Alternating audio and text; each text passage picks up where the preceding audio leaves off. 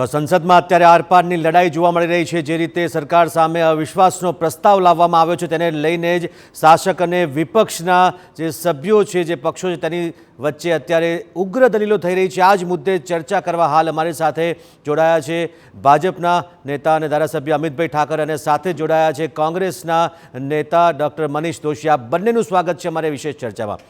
મનીષભાઈ, સૌથી પહેલાં તો જે અવિશ્વાસનો જે પ્રસ્તાવ જે લાવવામાં આવ્યો છે ગૌરવ ગોગોઈ દ્વારા, કોંગ્રેસના સાંસદ દ્વારા, કોંગ્રેસને ખ્યાલ છે કે જે પૂરતી બહુમતી નથી, એટલે કે સંસદમાં પૂરતી બહુમતી નથી। 154 જેટલી સંખ્યાબળ છે, તો બીજી તરફ 359 જેટલું સંખ્યાબળ શાસક પક્ષનું છે, સરકાર તરફે છે। ત્યારે શું માત્ર ને માત્ર ઇન્ડિયા સંગઠન જે બન્યું છે તેની તાકાત બતાવવા માટે, અમે સૌ એક છે બતાવવા માટે અવિશ્વાસનો પ્રસ્તાવ લવાયો છે? શું કહેશો? નરેન્દ્રસિંહ, સૌથી મોટામાં મોટી તમે સરસ મજાની વાત કીધી કે સંખ્યાબળ, લોકતંત્રની અંદર સંખ્યાબળની સાથે સાથે લોક વિચારની બી કલ્પનાને અમલ મૂકવાનું એ સંસદના પટલ ઉપર હોય છે।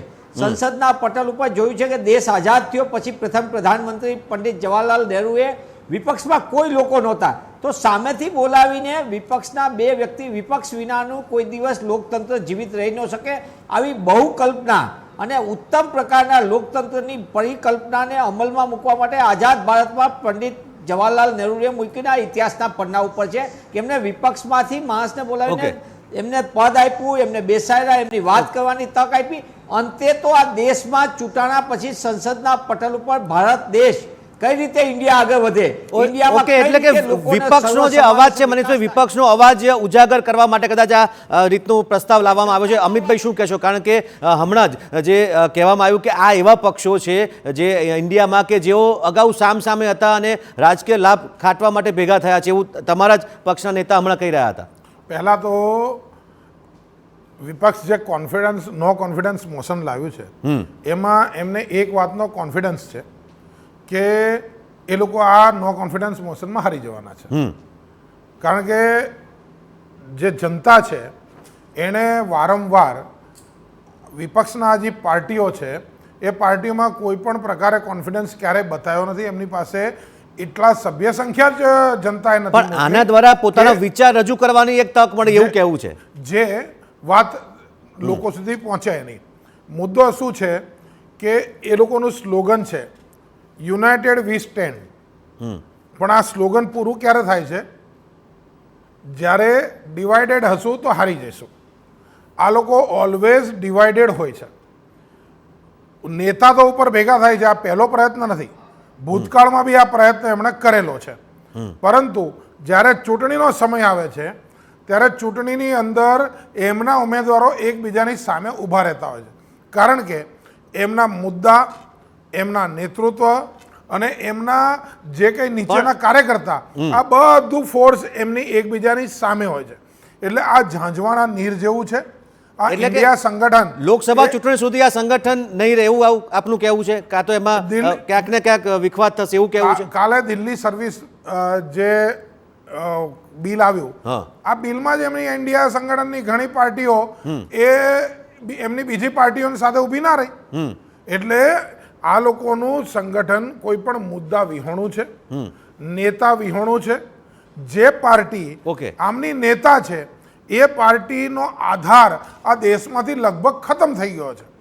મુખ્ય પાર્ટી એમની કોંગ્રેસ છે, તો કોંગ્રેસનો આધાર હવે 1-2 રાજ્ય સિવાય કોંગ્રેસ આ દેશમાંથી મૃતપ્રાય થઈ ગઈ છે। પણ તમને નથી લાગતું કે રાહુલ ગાંધી જે રીતે સંસદમાં પરત આવ્યા તે પછી એ ઇન્ડિયાનો ચહેરો બની શકે સંગઠનનો? જો એવું છે કે રાહુલ ગાંધીજી કોંગ્રેસ પાર્ટીનો ચહેરો નથી બની શક્યા। રાહુલ ગાંધી કે પ્રિયંકા ગાંધી, એમાં આજે બી કોંગ્રેસની લીડરશિપ ટોટલ વહેંચાયેલી છે। સોનિયા ગાંધીનું રિપ્લેસમેન્ટ બંને સંતાનોમાંથી કોઈ એમનું આપી શક્યું નથી, એ છેલ્લા કેટલાય વર્ષોની ચૂંટણી બતાવે છે। અને કદાચ એટલા માટે આજે પરિવારવાદનો જે મુદ્દો ઉઠાવ્યો છે ઇન્ડિયા સંગઠનની સામે ભાજપે, મનીષભાઈ શું કહેશો? એક પરિવારવાદનો મુદ્દો ઇન્ડિયા સંગઠન સામે એક મોટો ઊભો થયો છે અને અત્યારે સંસદમાં પણ જે હોબાળો થયો છે તેમાં પણ આ જ મુદ્દો ઉકેલાયો હતો। નરેન્દ્રસિંહ, તમારા પ્રશ્નના જવાબ પહેલા મને શાંતિથી સાંભળજો, જેથી કરીને ટીવીના દર્શકો, TV9ના દર્શકોને પણ ખબર પડે। વાત કરી કે એમની ઉપર એ ભેગા નથી, સામે સામે લ્યા. જી. અરે ભાઈ, નીતિશ કુમાર ભેગું તમારું હનીમૂન કેટલા વખત સુધી ભાજપનું હતું?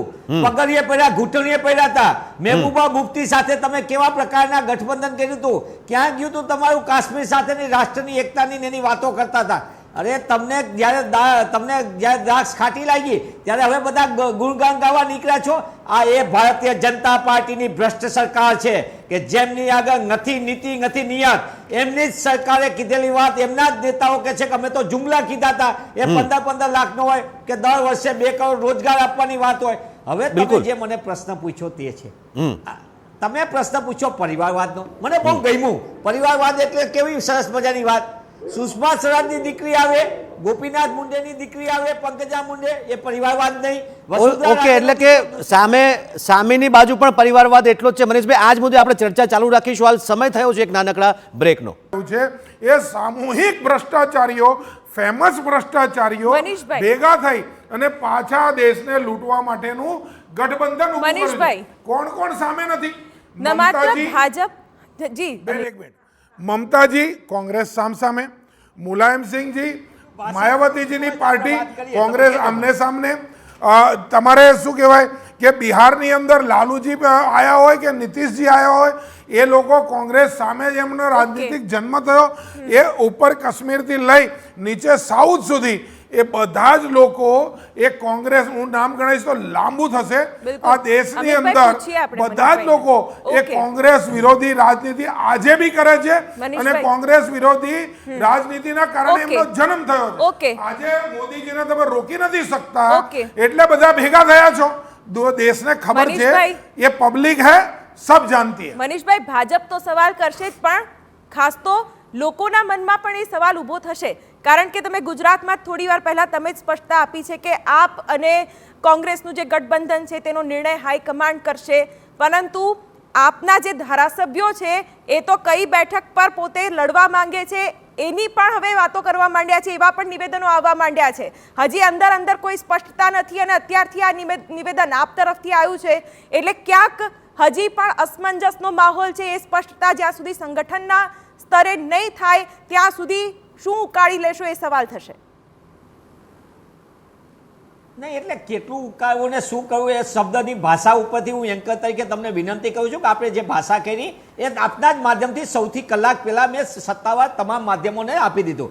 આ લોકસભાની ચર્ચા છે અને લોકસભાની ચર્ચામાં મારા મિત્ર અમિતભાઈએ સરસ મજા, અમિતભાઈને મને એમ હતું કે થોડોક ઇતિહાસ યાદ હશે. આમ તો અમિતભાઈ હોશિયાર માણસ છે, સગવડિયું બોલી દીધું. એમને થોડી ખબર હોવી જોઈએ. આ એક ભારતીય જનતા પાર્ટી છે, એને ખબર હોવી જોઈએ. અમિતભાઈએ જે વાત કરી, ગાંધી પરિવાર 14 વર્ષ કરતા વધુ સમયથી એક પણ પદ ઉપર હોય તો દેખાડો. જ્યારે દેશની જનતાએ કોંગ્રેસને મતદાન નહીં જન્મત આપ્યો, દેશમાં યુપીએની સરકાર બની, વિશ્વ પ્રસિદ્ધ અર્થશાસ્ત્રી ડોક્ટર મનમોહનસિંહજીની સરકાર બની, વડાપ્રધાન તરીકે ડોક્ટર મનમોહનસિંહજીએ 10 વર્ષ આ દેશની અંદર શિક્ષણનો અધિકાર હોય, રોજગારનો અધિકાર, મનરેગા હોય, સૂચનાનો અધિકાર, રાઇટ ટુ ઇન્ફોર્મેશન હોય કે પછી જંગલના જમીનનો અધિકાર હોય, તમામ અધિકારો કે પછી અન્ન સુરક્ષા કાયદો હોય, જેના ફોટા લઈને 80 કરોડ જનતાને અમે આપીએ છીએ અનાજ, એ દાવો કરનારી સરકારને હું કહું છું એ ડોક્ટર મનમોહનસિંહજીના નેતૃત્વની અંદર આ દેશના ગરીબ લોકોના કલ્યાણ માટે કોંગ્રેસ પક્ષે કામ કર્યું અને 14 કરોડ નાગરિકો જેને ગરીબી રેખામાંથી મધ્યમ વર્ગમાં રૂપાંતર કર્યું. આજે દેશ સાથે દુઃખ સાથે કેવું પડે. મેં 4-5 ઉદાહરણ નહીં, હું 50 ઉદાહરણ આપું. ભ્રષ્ટાચારની વાતો કરનારી ભાજપાને હું પૂછવા માંગુ છું કે આ દેશમાં 2015ની અંદર 70 રૂપિયા આયાત થયેલી દાળ દેશના નાગરિકોના મોઢામાંથી, ગરીબના બાળકોના થાળીમાંથી છીનવવાનું પાપ કોઈએ કર્યું હોય તો ભાજપની સરકારે કર્યું. માત્ર એટલું ન કર્યું, 70 રૂપિયાની દાળ 210 ને 220 રૂપિયામાં કાળા બજાર અને જેને બેફામ લૂંટના પરવાના આપ્યા હતા એ લોકોએ 220 રૂપિયામાં આ દેશની જનતાને ખવડાવ્યું. તમે મને પૂછવા માંગો છો, ભ્રષ્ટાચારની વાત કરો છો. નોટબંધીનું સૌથી મોટું આ દેશમાં કૌભાંડ થયું હોય તે ભાજપના નેતૃત્વ હેઠળ થયું. આ દેશની અંદર જેટલી બી કંપનીઓ તાજેતરમાં જે કંપનીઓ થઈ એ તમામ કંપનીઓ પહેલા એની જો એ સરેન્ડર ન થાય પોતાના મિત્ર માટે તો આ મિત્રકાળની અંદર અમિતભાઈ, અંતિમ પ્રશ્ન છે પણ મારે એમાં અવિશ્વાસ પ્રસ્તાવને લઈને પણ આપણી પ્રતિક્રિયા જોઈએ છે, કારણ કે મુદ્દા તો ગુજરાત રમખાણોના પણ ઉઠ્યા છે. એટલે ક્યાંક હવે વડાપ્રધાન મોદીના જે જવાબની અપેક્ષા જે વિપક્ષ પણ રાખી રહ્યું છે કે મણિપુર મુદ્દે તેઓ બોલે કંઈક, શું એવું થશે અને આ તમામ મુદ્દાઓને આવરીને વડાપ્રધાનનો કોઈ જવાબ દેશ સામે આવશે કે કેમ? એટલે બેઝિકલી મનીષભાઈનો જે જવાબ હું પહેલાં આપી દઉં કે પહેલાં તો અહીંયા એમનું ગુજરાતની અંદર જ એમનું ઇન્ડિયા ગઠબંધન તૂટી રહ્યું છે. જે પ્રકારે ગઈકાલે એમની વાત થઈ એ મુજબ બંને વચ્ચે આજથી ઝઘડો ચાલુ થઈ ગયો. મનીષભાઈ 2 મિનિટ તમે હમણાં મનીષભાઈ તમે ઇતિહાસની વાત કરતા હતા કે ગાંધી પરિવાર 14 વર્ષથી કોઈ પદ ઉપર તો કહો તો મનીષભાઈ સાંભળવાનું બી રાખો. તમે કીધું કે 14 વર્ષથી કોઈ પદ ઉપર હોય તો કહો. 2014 પછી તો દેશની જનતાએ તમને પદ ઉપર રહેવા લાયક રાખ્યા નથી. 2014 સુધી એટલે તમે 14 વર્ષની વાત કરતા હતા. 9 વર્ષ પહેલા યુપીએના ચેરપર્સન કોણ હતા? સોનિયા ગાંધીજી હતા. અત્યારે તમે કહો પ્રિયંકા ગાંધી એ યુપીના ઇન્ચાર્જ જનરલ સેક્રેટરી છે. કયો આને પદ ઉપર નથી? હજી ખડગેજીને હમણાં મૂક્યા. જ્યારે કોંગ્રેસમાં 23 નેતાઓ સામે આવ્યા ત્યારે એ 23 નેતાઓ ઊભા થયા. ખડગેજી આવ્યા પહેલા રાહુલ ગાંધી કઈ પોસ્ટ ઉપર હતા? ગાંધી પરિવાર પદ સિવાય રહી શકતો નથી. એટલે બહુ ગાંધી પરિવારના ગુણગાન મનીષભાઈ ગાયને કોઈ ફાયદો નથી. આ ગાંધી પરિવારના કરપ્શનને આખો દેશ ઓળખે છે. ગમે ત્યારે એ નેશનલ હેરાલ્ડ કેસમાં માતા પુત્ર જેલમાં ના જાય એના માટે આ ઇન્ડિયા સંગઠન રચાયું છે. તમે સમજ્યા? હવે વાત બીજી છે કે જ્યાં સુધી કહેવાનો મતલબ છે મણિપુરમાં આજે તમે પ્રશ્ન ઉઠાયા છે. મણિપુરની અંદર તો ભારતીય જનતા પાર્ટી અનેક વાર કીધું કે અમે ચર્ચા કરવા તૈયાર છે.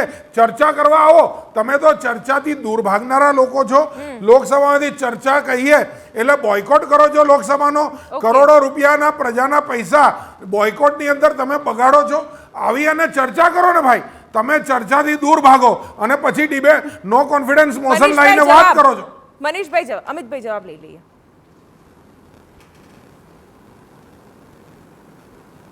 જી મનીષભાઈ જવાબ આપો. અવાજ નથી આવતો ભાઈ. આપનો અવાજ આવી રહ્યો છે. આપ જવાબ આપો મનીષભાઈ.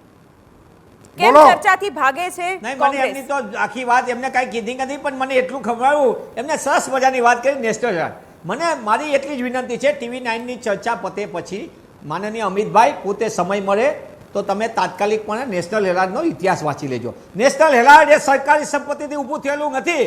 આઝાદીના જંગ પછી આ દેશની અંદર અરે કોંગ્રેસના કાર્યકર્તાના પરસેવાથી ઊભું થયેલું છે, પણ એનું એક પરિવાર આખા કોંગ્રેસના કાર્યકર્તા નામે કરો ને. એક પરિવારની પર્સનલ કંપનીમાં નેશનલ હેરાલ્ડના પૈસા તમે શિફ્ટ કર્યા છે. કોર્ટની અંદર તમે લડી રહ્યા છો. લોકો સાથે નહોતા.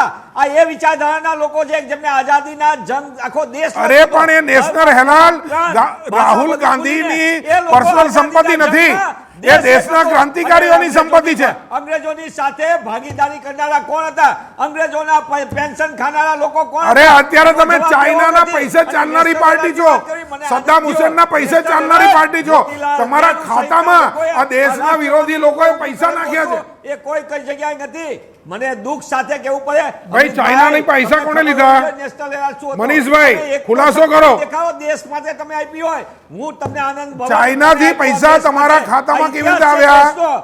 જે ચાઇના ભારતની સરહદને ખાઈ જવા માંગે છે એના સત્તામાં રહેતા તમે પૈસા લો છો. ભવન આપી દીધું આ દેશ માટે. તમે એક તો દેખાડો. તમે નખની આંગળી મનીષભાઈ સાંભળો. કપાળ હોય તો કયો સાંભળો. આઝાદી જંગમાં અંગ્રેજો સાથે મનીષભાઈ સાંભળો. વિચારધારાએ કેવા કર્યા હતા. ભારત છોડોની વાત કરવા નીકળ્યા છો એ નિશિકાંત દુબે સંસદ પટલ ઉપર કીધી. આજે તમને કહેવા માંગુ છું ભારત છોડોના આંદોલન વખતે મુસ્લિમ લીગ સાથે ભાગીદારી કરનારા ભારતીય જનતા પાર્ટીના વિચારધારાના જનસંઘના લોકો કોની સાથે હતા? એ બંગાળમાં કોણે મુસ્લિમ લીગ સાથે? અરે તમે કયા ઇતિહાસમાં લઈ જાઓ છો ભાઈ? જેના પર પક્ષ અને વિપક્ષ આક્ષેપ પ્રતિ આક્ષેપ કરી રહ્યા છે. ભ્રષ્ટાચાર, પરિવારવાદ અને નબળા સંગઠનને લઈને પણ ક્યાંક વિપક્ષ અને પક્ષ બંને આમને સામને છે. આપ બંને અમારી સાથે આ ચર્ચામાં જોડાયા તે બદલ આપનો ખૂબ ખૂબ આભાર. આ સાથે વધુ સમાચાર એક બ્રેક બાદ.